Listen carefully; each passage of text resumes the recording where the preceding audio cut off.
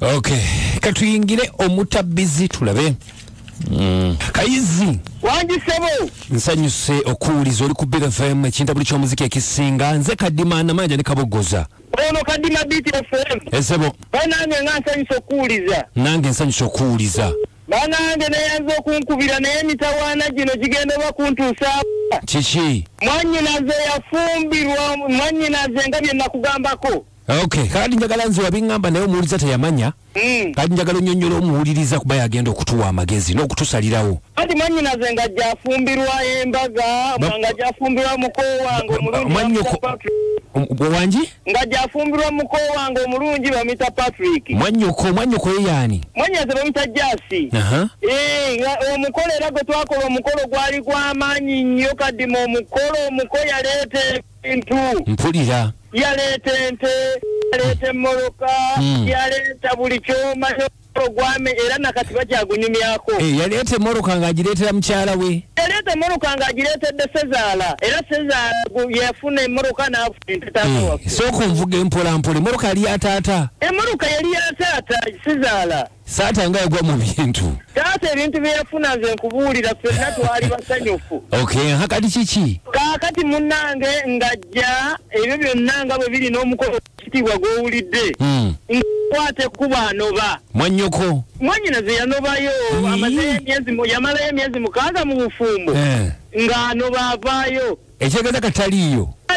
Taliyo mu bufumbo yanoba dda n'avaayo. Obuzibu bwavaawa. Obuzibu yagamba mbu omwami mwenzi simanyi biki naye ne bwabanga omusajja mwenzi ebyo bibaawo naye omusajja akuwa buli kimu omusajja akuleeta buli kyamutadde ku kifuko eri naffe gye tutatuuka gye tutasuubira kati eyalaga yanoba kyokka muko wange ono gwolaba abadde yampita ne mu kibuga nga yampa akalimo nga nkola bulungi nnyo era mbadde nkola emyezi 4 lwa covid ono bwe yazze nga bw'omanyi abakozi ne batusalako. Obadde okola wa muko?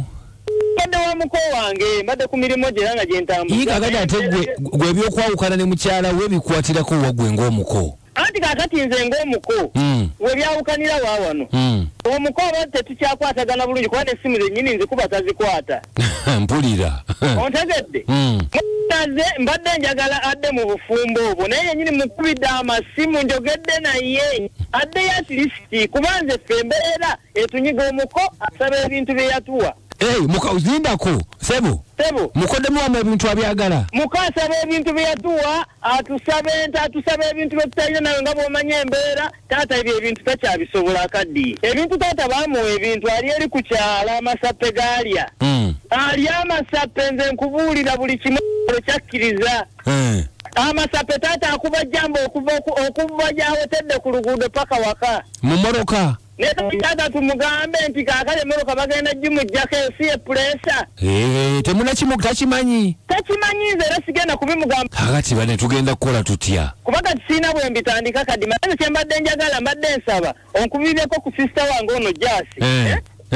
Ngambira ati sadde mu bufumbo kubanga embeera egenda tutabukira tetulina na bintu bye twali edda gye tugenda kubijja Jasi bw'aba akyayagala obulamu bwa taata okubaawo.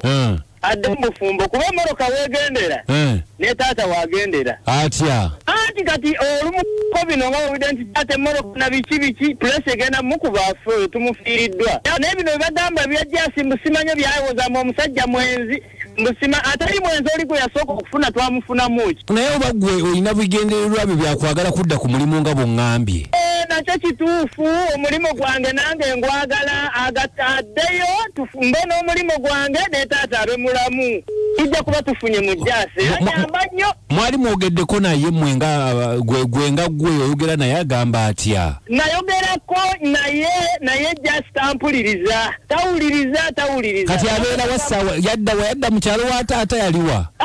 Mu Kampala omwo n'obuyayeyaye nga bw'omanyi obuyayeyaye bungwira tebulina makulu. Bambi. Kati embeera eriwo mbadde nsaba tutaase Kadima onnyambe obulamu bwa taata buveewo nange nfuna akalimu siri bulungi baaba. Okay, kale katukubireko ku Jasi namba njiraba wano. Mukubireko bandi kuba ndi bubi. Oyagala okwogerako naye? Nze seetaaga nnyambire kuba nze njogedde naye ebiseera ebbanga liguweze tawulira naye gwe oyinza okunnyamba. Nkale kamukubireko tovaako owuliriza tuwule kyagamba. Sigenda kuvaako. Okay.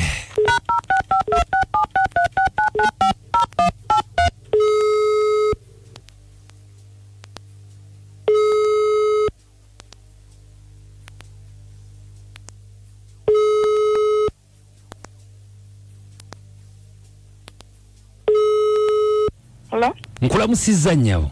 Kale se. Nawe nkulamusizza se. Njogera ne mukyala Jasi. Yes sir. Okay. Bampita Kadima Namanja ni Kabogoza tukubidde okusinzira wano ku Beat FM. Yes sir. Ng'olinawo mwannyuka atukubidde. Yes sir. Ye Kayizi. Kayizi nga abadde ayagala twogereko naawe nnyabo. Ku byakyo oba? Ku bya Patrick mukoddomi we. Kati ate oba mukoddomi we kati ate anjagaza ki? Anti kati gwoli mwannyina eyafumbirwa Patrick naye kati atugambye nti wanovayo. Nanovayo. Aha, kakati nga atukubidde ensonga za Patrick ozimanyi n'ebirala biki byonna ebintu byaleeta ne taata obulamu bwe bwalimu kati atugambye taata yamugulira emmotoka naye singa Patrick kuba atandise okubanja ebintu bye taata anaategeera atya singa anaafa pressure nga bamuggyeko emmotoka. Wangi? Waliwo ensonga zembasaagala kuyisa naye wabazireeseeyo. Kati kankunyonnyola. Naye sikuwulira bulungi network oba?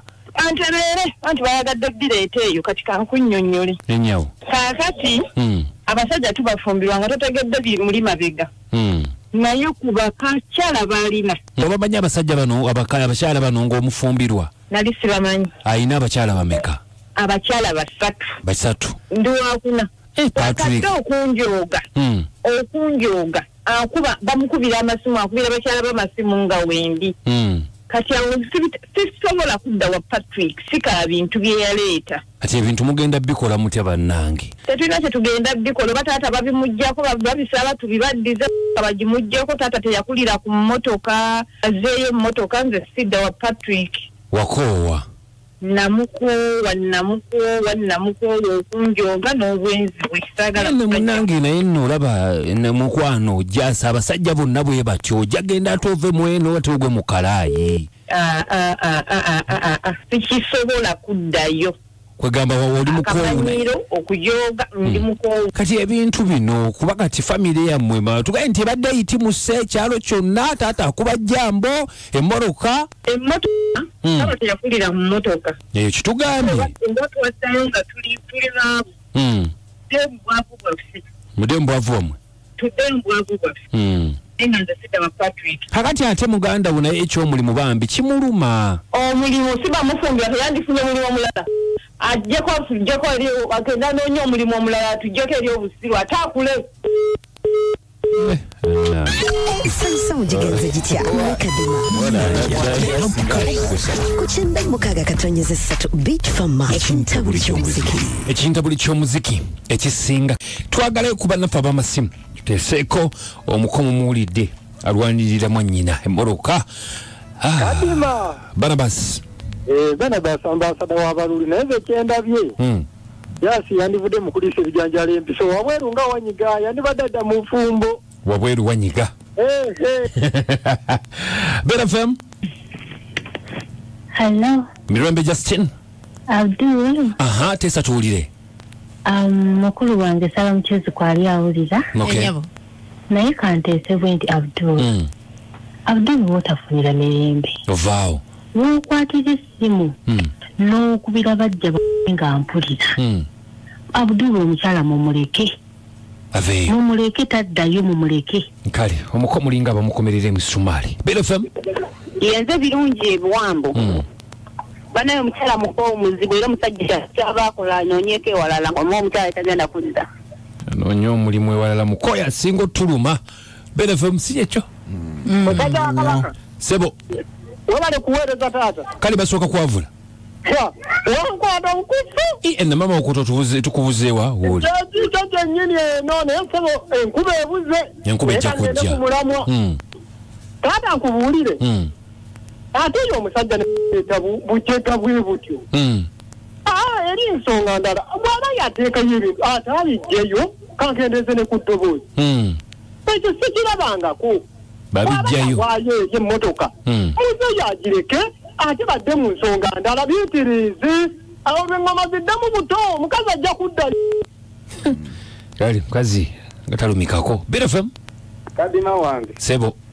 bale tuweereze kale Kawesi Mike Timba Nyarwanda ndi Busiika yesebo akita kiveeko buvi omukazi akite akiveeko gye yaggwadda ne mukafu ne gyakolere wapya kale yenza bulu tebukoza kadima namayanja Priscilla nange ankabogoza sana obuna kabulu from Luwera encha Friday tujabanga tuddemu mutabiza sinzo okulabika nga kolera mu wiki eno mulidde nga wiki bwetambudde mwe bali nyibana fa batuuliza n'olwaleero mukama wanatwazika kubula mu encha tulina mwe buterevu bulimbwe nga professor watero okukyogera atakumira mpera abatukumire enkomawo n'ennyimba mwendezi singa okwokya tubagamba ndi musule bulungi mweraba